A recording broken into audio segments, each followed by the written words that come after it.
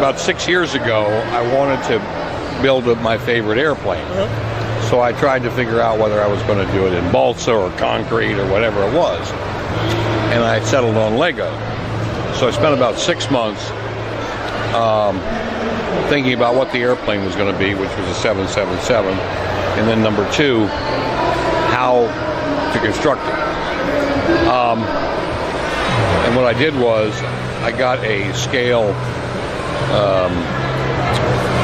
rendering, if you will, on a plotter, so that it would come out approximately the smallest it could be with bricks, normal bricks. And this was it. So once I did that, I started to work, and I probably made one big mistake. I started the plane from the top down, and it wasn't until about a year later, was halfway through it, and I was running into real trouble, and I called. I spoke to somebody at Lego who was a builder, and he said, "Stop, halt, you got to start from the ground up." So anyway, I finished this. Took about 500 hours. Took about 5 years, and here it is. And then I finally found a place to get lights, which was basically a brick light company, that's here, and put those in. So now this is sort of complete.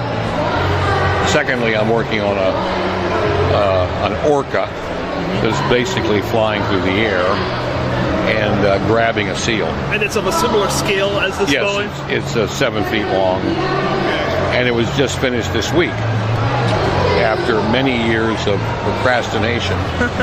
Because unfortunately, as much as I love Lego and as much as I love building, it doesn't. Every once in a while you get discouraged because you run into problems or whatever it is. Had lots of help from lots of associates in the Eiffel Group and Lego, etc.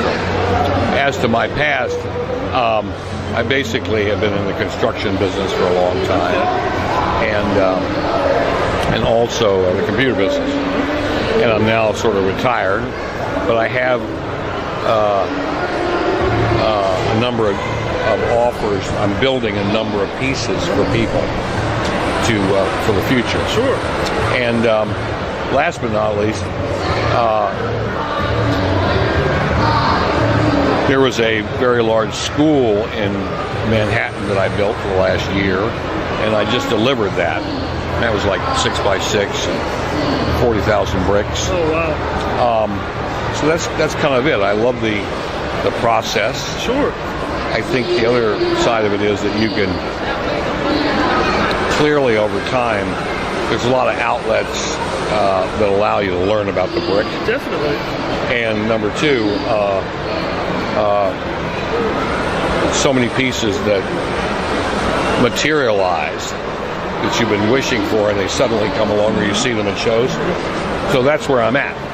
So now when you're building this, what's your single greatest source of parts? Do you find yourself going on websites like BrickLink? Yes, BrickLink was the website of choice, period.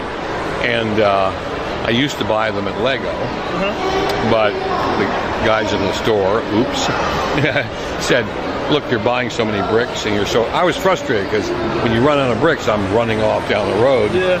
I try to keep as many as I can, but BrickLink is really good. And the other thing is that you find the more you buy, you can call that person if they're 40 miles away in Baltimore or something, and just run over there and get it. Yeah. So it's a great convenience. Totally, yeah. And it's all Lego. There's nothing else in here that holds it together, other than some glue, obviously. And then the transport's an issue, but we've managed to do it. It takes 3 SUVs to take this, bring this through. That's amazing.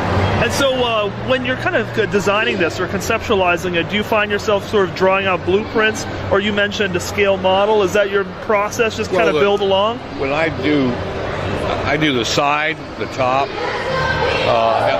elevation, whatever, and I lay it out on a table, and then I start building.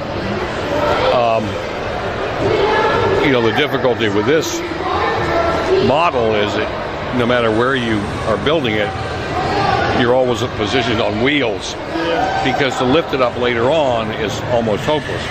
It weighs close to 200 pounds.